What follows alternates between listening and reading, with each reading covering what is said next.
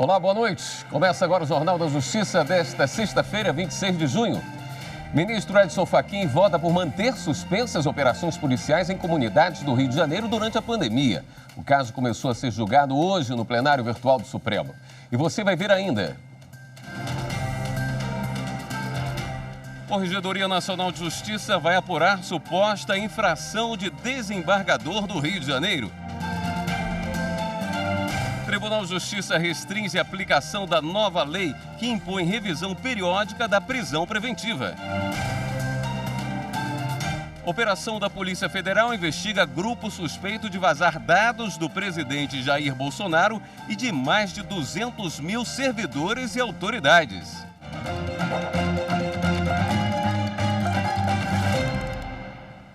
STF dá início a julgamentos de liminar que mantém suspensas as operações policiais em comunidades do Rio de Janeiro. Essas ações foram proibidas no início do mês, após decisão do ministro Edson Fachin. Desde o dia 5 de junho, cenas como essas de policiais em operação nas comunidades carentes no Rio de Janeiro não podem mais acontecer. Isso enquanto durar a pandemia da Covid-19. A decisão de proibir as ações policiais nessas localidades foi do ministro do STF, Edson Fachin. Ele atendeu o pedido de liminar feito pelo PSB e organizações sociais. E nesta sexta-feira, os ministros começaram a julgar no plenário virtual se mantém ou não a medida cautelar. O ministro Edson Fachin escreveu que o fato é indicativo por si só que, mantido o atual quadro normativo, nada será feito para diminuir a letalidade policial, um estado de coisas que em nada respeita a Constituição. Em seu voto, apresentado por escrito no plenário virtual, o ministro Edson Fachin referendou os termos da liminar concedida por ele mesmo. Fachin determinou no voto que, sob pena de responsabilização civil e criminal, não se realizam operações policiais em comunidades do Rio de Janeiro durante a pandemia da Covid-19, salvo em hipóteses absolutamente excepcionais que devem ser devidamente justificadas por escrito pela autoridade competente, com a comunicação imediata ao Ministério Público do Estado do Rio de Janeiro. O ministro do STF também estabeleceu que nos casos extraordinários de realização dessas operações durante a pandemia sejam adotados cuidados excepcionais devidamente identificados por escrito pela autoridade competente para não colocar a população em risco, bem como a prestação de serviços públicos sanitários e o desempenho de atividades de ajuda humanitária. Os ministros têm até a próxima sexta-feira para concluir o julgamento. O ministro do Supremo, Alexandre de Moraes, suspendeu o bloqueio de verbas da saúde do Espírito Santo pela Justiça do Trabalho. Segundo o ministro, em análise preliminar, teria existido usurpação da competência do Legislativo para transferir recursos entre diversas categorias orçamentárias. O relator apontou ainda que o bloqueio pode comprometer a eficiência da administração pública capixaba na prestação eficiente e contínua do serviço de saúde à população. Alexandre de Moraes destacou, em especial, a grave situação de calamidade e emergência nos serviços de saúde pública em todo o país, em decorrência da pandemia da Covid-19. O Conselho Nacional de Justiça instaurou reclamação disciplinar contra o desembargador Paulo Sérgio Rangel do Nascimento, do Tribunal de Justiça do Rio. O Corregedor Nacional de Justiça, ministro Humberto Martins, foi quem determinou o processo para apurar suposta prática de infração disciplinar cometida pelo desembargador do TJ do Rio de Janeiro, Paulo Sérgio Rangel. Ele é investigado por não ter uma postura ética diante do caso do empresário Leandro Braga, preso em maio na Operação Favorito, que apura desvio de quase 4 milhões de reais da saúde pública do Rio. A suspeita é que o desembargador, que participava da empresa investigada no esquema, possa ter envolvimento com o caso. Para o Corregedor Nacional de Justiça, ministro Humberto Martins, apesar de um magistrado ter prestado informações, é necessário aprofundar as investigações. A reclamação agora segue em segredo de justiça, como determina a Lei Orgânica da Magistratura. A Advocacia Geral da União entrou com recurso contra a decisão da Justiça Federal que obriga o presidente da República, Jair Bolsonaro, a usar máscara em espaços públicos do Distrito Federal. Desde o começo da pandemia, o presidente apareceu em público sem máscara em várias ocasiões. As imagens influenciaram na decisão da Justiça Federal, que na última terça-feira obrigou Jair Bolsonaro a usar a proteção em espaços públicos do Distrito Federal. Aqui é obrigatório o uso da máscara para todos os moradores. Quem não cumpre a determinação está sujeito a multa de R$ 2.000. A Advocacia Geral da União recorreu da decisão. A Advocacia Geral da União pede a extinção da ação popular que deu origem à decisão judicial de obrigar o presidente a usar máscara. E se isso não ocorrer, que essa decisão seja suspensa até o julgamento pelo Tribunal Regional Federal e, no mérito, que ela seja anulada. No recurso, a AGU argumenta: a medida impôs um controle fiscalizatório mais rígido ao presidente da República. A decisão judicial confere ao presidente tratamento mais oneroso do que aos demais cidadãos do Distrito Federal.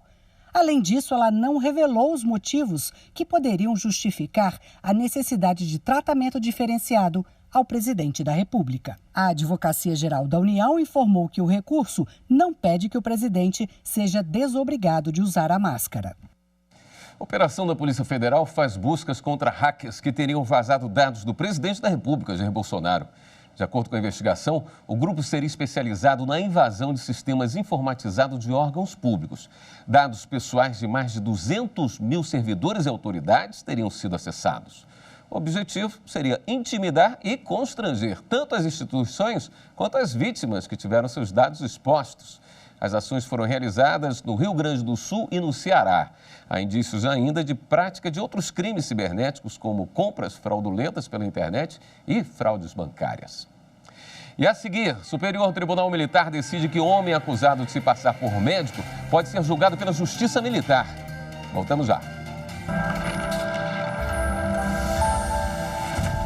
Uma Constituição que traz no seu texto valores tão importantes construídos durante a história da civilização, é uma Constituição que temos que defender sempre, nos unirmos na sua defesa, especialmente nos momentos de dificuldade como este que estamos vivendo e provavelmente viveremos assim que a pandemia acabar.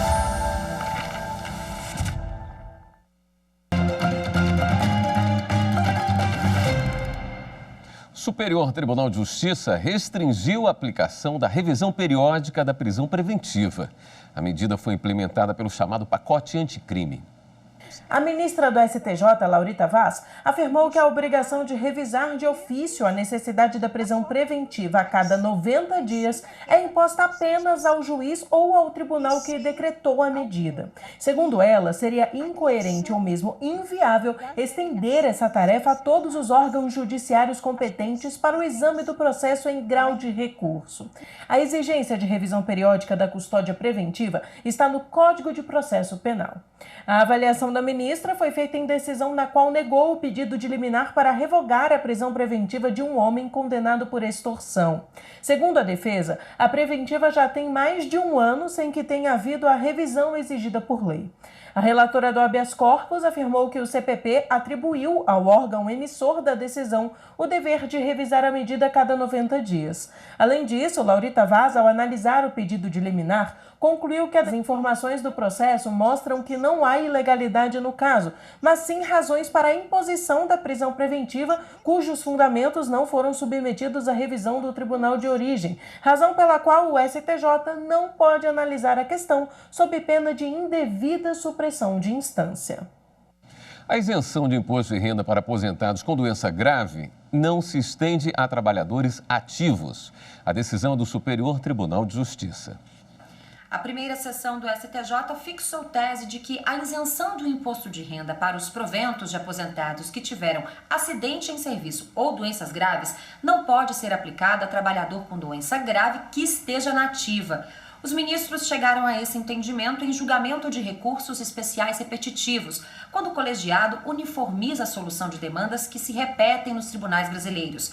Isso evita controvérsias sobre o tema, gerando economia de tempo e segurança jurídica. Os ministros firmaram tese baseados na jurisprudência já consolidada do STJ de que é impossível a isenção do imposto de renda para as pessoas em atividade. O ministro relator, Og Fernandes, considerou que, nos termos do Código Tributário Nacional, a legislação que disciplina a isenção deve ser interpretada de forma literal e não cabe ao intérprete estender efeitos dessa norma, o que, para o ministro, é um papel do Poder Legislativo e não do Judiciário. O Superior Tribunal Militar decidiu que o exercício ilegal da medicina poderá ser julgado pela Justiça Militar da União. O caso pediu trancamento de uma ação penal, na qual o réu é processado por se passar por médico em várias organizações militares de São Paulo.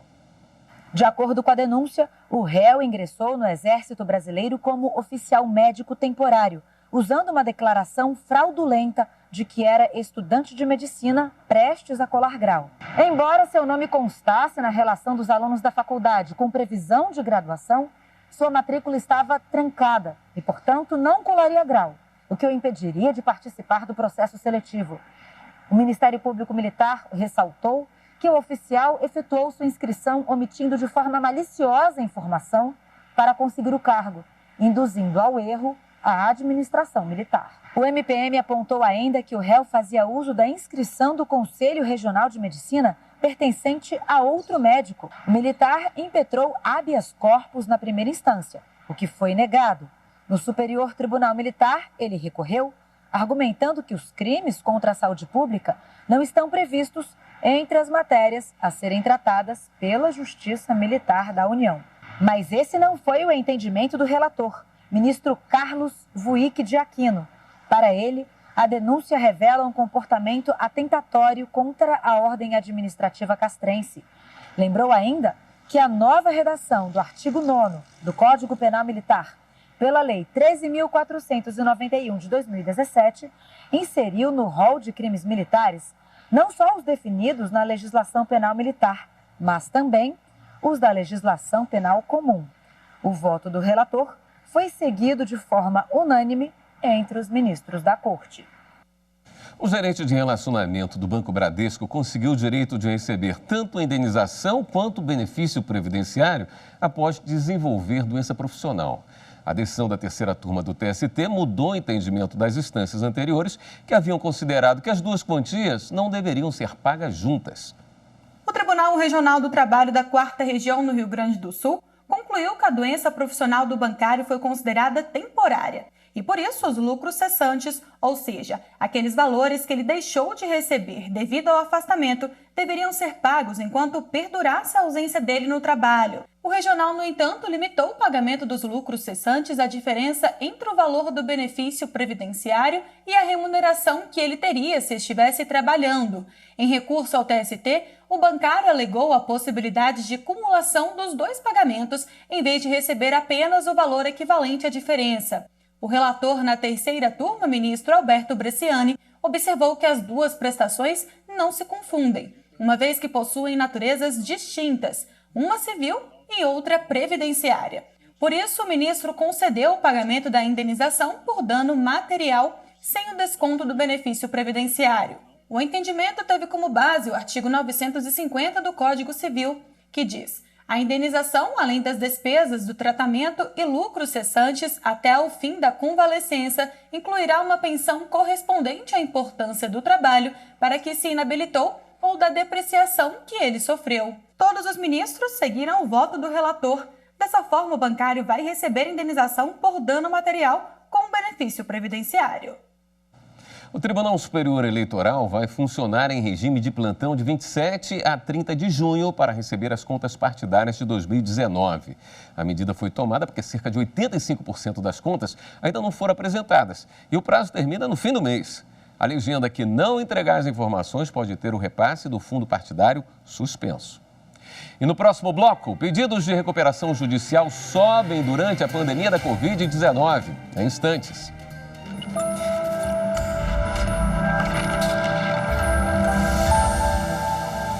A Constituição representa a vontade e a luta histórica de um povo para a construção de uma norma-mãe, de uma norma que regule todo esse Estado, do ponto de vista político, social e econômico.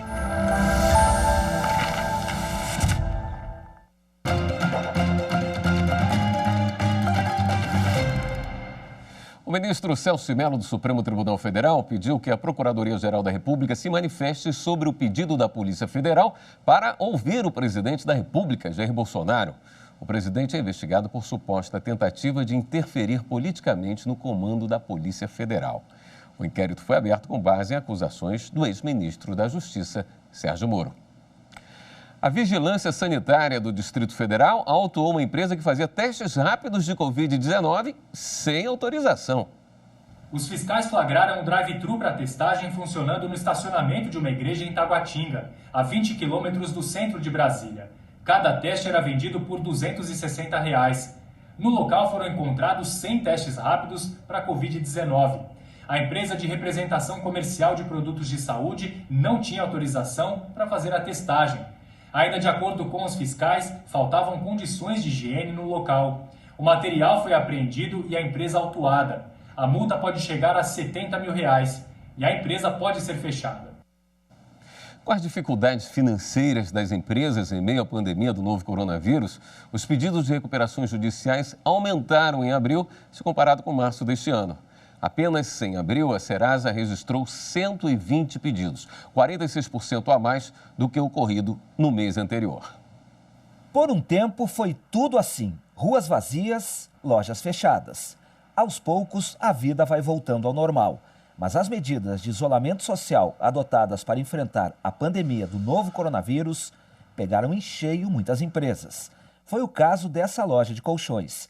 Agora, com as portas abertas, a dona do comércio espera recuperar o movimento e o lucro, mas diz que para manter os empregos e as contas em dia, precisou reinventar o negócio. Nós pensamos nos canais digitais e começamos a divulgar, né?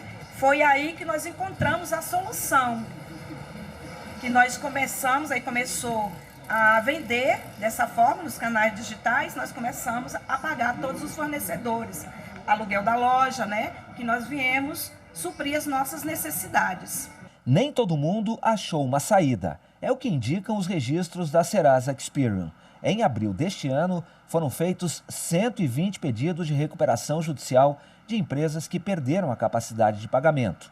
Isso representa 46% a mais que o ocorrido no mês anterior. O setor de serviços e as microempresas lideram os pedidos. A recuperação judicial é prevista em lei e tem como principal objetivo garantir que a empresa continue com as portas abertas, com condições de reorganizar as contas e, assim, cumprir com a função social do empreendimento, que é a manutenção dos empregos. É diferente da falência, que é a extinção da atividade empresarial, o fim do CNPJ. Esse advogado explica que a recuperação judicial pode ser interpretada como um grande acordo coletivo. É quando os credores aceitam a proposta de pagamento dos débitos apresentada pelo empresário com dificuldades. Com a proposta aceita, o juiz homologa o acordo, que precisa ser cumprido à risca pelo empresário. Ele vai apresentar um plano e nesse plano ele vai demonstrar lá que ele tem viabilidade econômica, que ele tem a forma de que ele, como é que ele vai pretender a sua reorganização, né? E vai apresentar a proposta de pagamento, com diferenciais de exclusão de juros, redução de dívida. Para pedir a recuperação judicial, o empresário precisa estar em atividade por pelo menos 2 anos. Não pode ter falido antes. E se isso aconteceu, será necessário que tenha sido declarada a extinção de todas as obrigações da empresa fechada. Também não pode ter pedido de recuperação judicial há menos de 5 anos. Na hipótese de renegociação dos termos do acordo, não cabe ao juiz decidir. Esta hipótese não está prevista em lei. Por isso, esse contador, que também é advogado, orienta empresários que quiserem pedir a recuperação judicial a buscar ajuda profissional. A petição inicial desse devedor, ela deve ser instruída com a exposição das causas concretas da situação patrimonial e das razões da crise econômico-financeira que levou até aquele momento.